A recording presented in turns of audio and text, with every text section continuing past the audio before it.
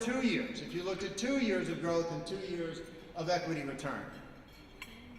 And I'm just going to say it would be logically inappropriate for you to raise your hand on the first one and not on the second one. I'm just going to go there.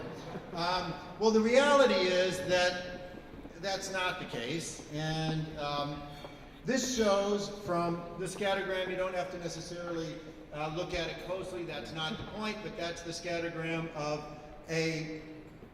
1 year returns for the U.S. economy on the horizontal axis, real growth, and the vertical axis is returns.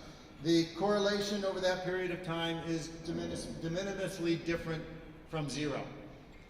If you look at it over 2 year periods, and this is from 1971 to present, so it goes back using the Madison Project data set, which is a wonderful data set if you haven't seen it.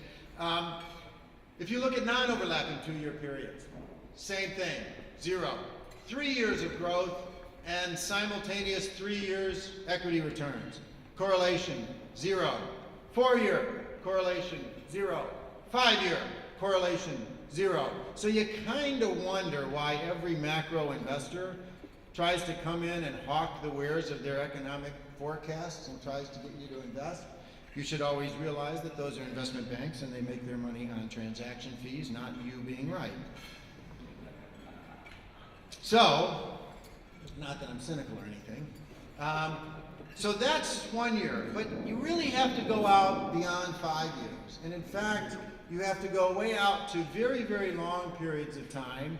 And these are non-overlapping 20-year periods. Now, obviously, there aren't that many of them. And you can see from this, although I didn't draw any type of line here because there would be nothing statistically appropriate about doing that, but there is in economics something called co-integration. And what we're basically looking at here is the fact that the growth and economic performance, equity market performance are not correlated in the short run, but they're correlated in the wrong one. And to understand that, there's a great, wonderfully deep academic study called The Drunkener Puppy. So I will tell you the story of the drunkener puppy so you understand kind of how this comes about. So imagine, and I apologize, I'm really not chauvinistic, the author wrote it as drunk and her puppy, so it's not me picking that, okay? I apologize for that. But it was actually in a peer-reviewed journal, and the drunkener puppy goes as follows. If you imagine a lady in a bar, and she's trying to get home, and to get home, she has to go through a park. But unfortunately, she has had a lot of glasses of wine at a CFA forecasting event and then went to the after party and did a little pre-gaming before the game and the post-game, and she was a little too drunk to make it home. So she walks out and does the drunkard's walk. She randomly walks around the park, kind of defining in some sense random motion. Now imagine a puppy. And I'm a little bit like a puppy. I think I have the attention span, well, I usually say a gnat because I think an attention span of a gnat is less than that of a puppy. But if you put a puppy out there, a puppy's going to run around randomly chasing this smell, this rabbit, this shiny object, but will run around randomly. So when you look at them, they'll both move around randomly and will appear kind of like that first chart of the 1 year returns. They'll seem to not be very, very related. Now let me change that by one minor little fact. The lady owns the puppy. It's her puppy. Now, if you want to find the puppy, it's a good idea to look where you last saw the lady, because they'll likely be together. And if you want to find the lady, it's a good idea to see if you can find the puppy. Either way, even though they're moving around randomly, they're co-integrated as the lady randomly kind of moves toward the bark and the puppy moves toward the master's voice. And that's what co-integration is. And that's what happens with economic activity and equity returns. And it's what's so important about what the CFA teaches you, because the long-term co-integration is about fundamental value. It's about the sustainable long-term cash flow growth that an economy can generate, and an asset is nothing more than a claim on the underlying economic engine. And while you can't get any information from that in the short run, you can get a good bit of information in the long run. So now what I'll do is quickly dive into how we use this from a game theory perspective. So first, we're not just game theory investors. We are fundamental investors. We're macro investors. Don't ask me about any stocks. I couldn't pick an individual stock if it came and hit me in the head. I wouldn't know it from that. We invest in countries, equity markets, sectors, bond markets, credit categories, currencies. That's our universe. So no individual securities, stocks, or bonds on individual companies. And our investment process involves asking three questions. Where are there opportunities? Why do the opportunities exist? And how do you take advantage of them? What's important is not this. What's important is trying to give you some understanding of where game theory fits into all of this. Where are there opportunities is about discounting future cash flows to determine fundamental value. And you want to think of fundamental value as this graph. Hey, did you notice actually not that I lose my attention very quickly here, but did you happen to read the little blurb describing the discussion where I talked about gravity and gravitational waves, disturbing that? I thought that was kind of pretty prescient. I didn't realize that last week they would announce the very first proof of Einstein's gravitational waves. Kind of a bizarre concept, but I didn't know that was going to happen. Actually, I'm such a good forecaster. Take that back. I didn't expect that to happen. But anyway, the fundamental value is about discounting future cash flows. That value is this gravitational force that pulls on price over a 5 to 10 year period in the same way that a rising tide will raise all boats or a lowering tide will lower all boats. Fundamental value, if it's up here, is this inexorable pull of price toward it, and if price is up here, it's the inexorable pull of price down to it. That's the foundation. It's what the CFA Institute teaches. It's appropriately what they teach. And when I first began as an investor, I hate to say this, you'll now know a little bit about how old I am, in 1982, it was the case that was necessary and sufficient to be a successful investor. You could sharpen your pencil a little bit better than the next guy or gal and determine fundamental value, and in a geopolitically stable world, you could actually invest quite successfully. Today, it is no longer sufficient, it is only necessary. Sufficiency comes from understanding why prices deviate from fundamental value. And I will start with the view that the market is never wrong.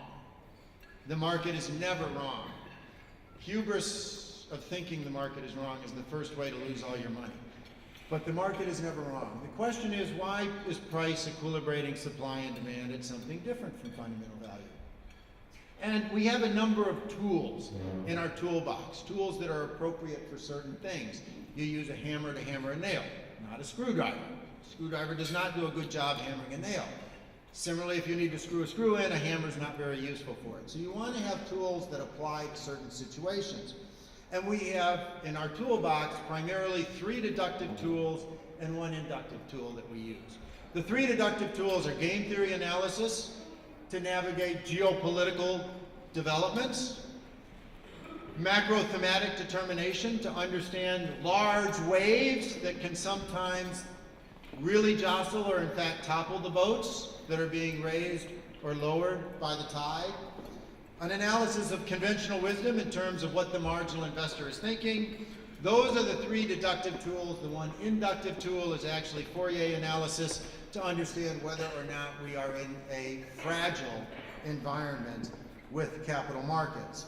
So those are the 4 tools that we use. Fundamental value is about the tide. The other tools are about navigating the waves. Game theory being one of the most important ones in the geopolitically unstable environment that we live in today.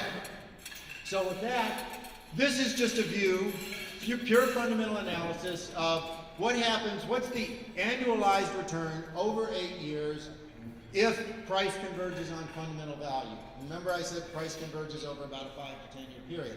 I'd like it to be overnight. My job would be a lot easier. I can't make it happen any faster than it does.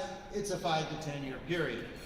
If that happens, These are the expected returns that you would see, the first bar being global equities, hedged into euro terms. The next one is emerging market equities. The next few bars, couple of bars, are bonds, zero return, no surprise. And then some currencies off on the right, which I won't go into in great detail. First point to observe is that developed equities, the first bar on the left, would provide a return of about 5%, nominal. That's not really a great return in real terms expected over the next 8 years. When you look deeper into that, the two markets that look least attractive to us, not least attractive, but are not attractive, are the US equity market and the Japanese equity market. The most attractive equity markets are those which are dominated by uncertainty, and after 2008, there is nothing that is penalized more than uncertainty or rewarded more than tail risk. It is an interesting environment, and that is why prices are well below fundamental values on a fundamental basis across those markets. Where we see it the most is in continental, or I should say Europe, mostly Europe, and a number of the emerging markets. The question is, should we just go diving in to Greece today because it is fundamentally cheap? And that's where we begin to have to think about strategic negotiations or geopolitics. And we have a very specific structure that we put in place to do this. A lot of times, I mean, when I studied economics in, I think it was about 1980-ish or so, most of it was pretty new then, a lot of just Xerox sheets, reproduced sheets, a bunch of formulas, but no great books on the topic. Some great books, but they weren't really known at the time, Schelling being a phenomenal book. But we've since worked with that to develop a framework. And the framework is very straightforward. First, we identify who the players are. Second, we identify what their objectives are, both primary and secondary objectives. And then we assess their bargaining powers. And in all of those instances, we're really just trying to organize the information so that we can focus our attention on what's relevant and not perceive everything that is going on as overwhelming or just noise. And we have to realize that playing a game is about lying. It's about bluffing. When you play poker, you lie. You bluff. You try to make the other player believe that you are more powerful than you are, or that you're weaker than you are, to make them step in. And that's what strategic negotiations are all about. If you ever believe what you read in a newspaper and actually think that's a fact, you're a fool. It is not the way to invest, because most are aligned with some political party.